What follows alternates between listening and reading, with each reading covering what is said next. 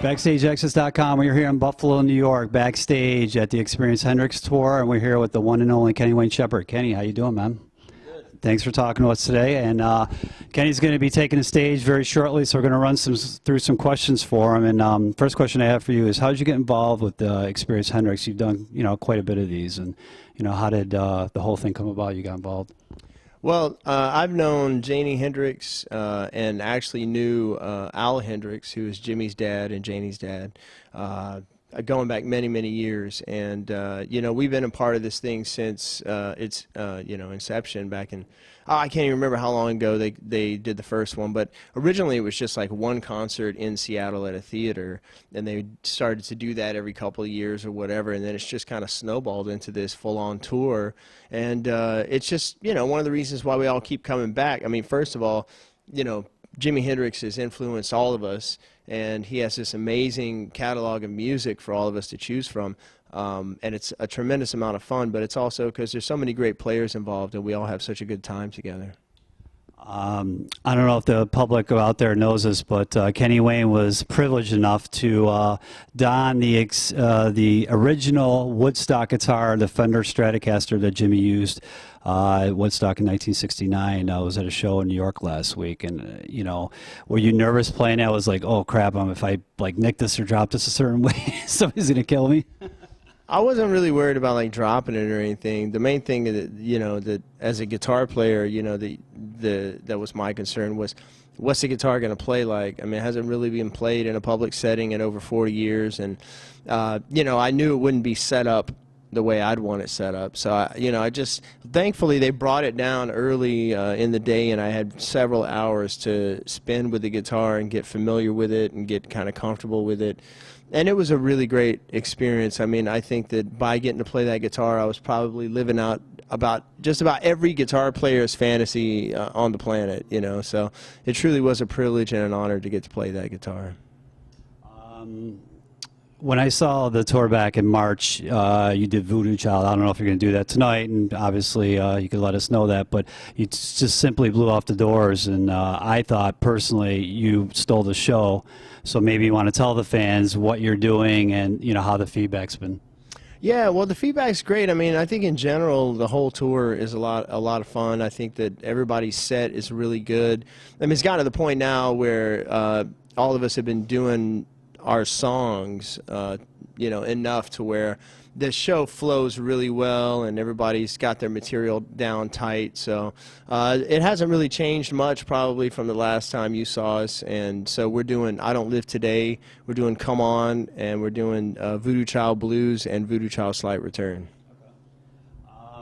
How is it playing with other artists, such in the magnitude as, say, like Eric Johnson or Steve Vai, Brad Whitford? How does that all come together and you guys get to pick what you want, or something works with one artist, maybe not work with another? How does that all come together? Everybody kind of puts in their own requests for the songs, and as long as nobody beat you to it, then you get the songs that you ask for. So that's kind of how that works. And then, I mean, look, dude, there's so many talented guys on here on the stage every night. I mean, players at the top of their game. So I mean, look, it's a friendly atmosphere. There's no egos involved. We all get along really great. So it's not like a competition, but everybody brings their A game every night. Well, and speaking, Kenny Wayne came out with a new package earlier this year called Live in Chicago. Everybody, if you don't have it, obviously go out and grab it. Tell us about the other artists that were involved in the project. Well, for the rhythm section, I mean, we had my band for most of the show, but then we also had Tommy Shannon from Stevie Ray Vaughan and Double Trouble, and Chris Layton. And we had some special guests that we featured: Hubert Sumlin from Howlin' Wolf's band, Willie Big Eye Smith from Muddy Waters band, and two guys that I grew up listening to back in Louisiana, Buddy Flett and Brian Lee. And all these guys were also featured in my documentary, The 10 Days Out Blues from the Backroads disc that we did prior to the live record. And some of these guys they're just heroes of mine, man. And we did a live concert. It's recorded live at the House of Blues in Chicago. It was a really great tour. It was a really great show. I think that we worked real hard to get it to sound right in the mix and everything, and to try and put the listener in the audience, and I'm really pleased with the end result. his vocalist Noah Hunt just complements your style. So like I was saying earlier, when I seen you guys in March, it's the first time I seen Noah perform with you, and it's just amazing how you guys work off each other. How did Noah join up with you, and how did you find Noah, I should say? Well, me and the original singer in my band kind of had a parting of ways, and it was right before we were going in the studio to start recording my second record, and so we just kind of did a full court press, auditioning singers, and we put the word out around the country that we were looking for somebody, and this guy Bill Wilson, who's a photographer who had come out to some of my shows and lives in Cincinnati, was familiar with the band that Noah had at the time called Uncle Six, and he recommended Noah and sent us Noah's CD, and we flew him down along with like 12 other guys, and we auditioned dudes, over the course of a week or two, and no, it was pretty obvious from the moment he got there that he was the right guy for the job. We went and hung out, spent a little time together one-on-one, and got along really well, and within a matter of a couple weeks we were in the studio recording Trouble Is, and put that record out. Blue on Black was #1 for 17 weeks on the rock charts. The album went platinum, and the rest is history. It's been over 3 years since your last studio effort, 10 Days Out the Blues from the Back Roads. Is there any progress in any new material? Yeah, man, we're in the studio right now in our off time, so we're almost done with the new studio record. We're looking to try and get it out in April. It's definitely got some blues on it, but it's definitely what people have come to expect. I don't know if you want to call it contemporary blues or blues-based rock or whatever, but it's that middle of the road between blues and rock that we do, and that people like to hear us do.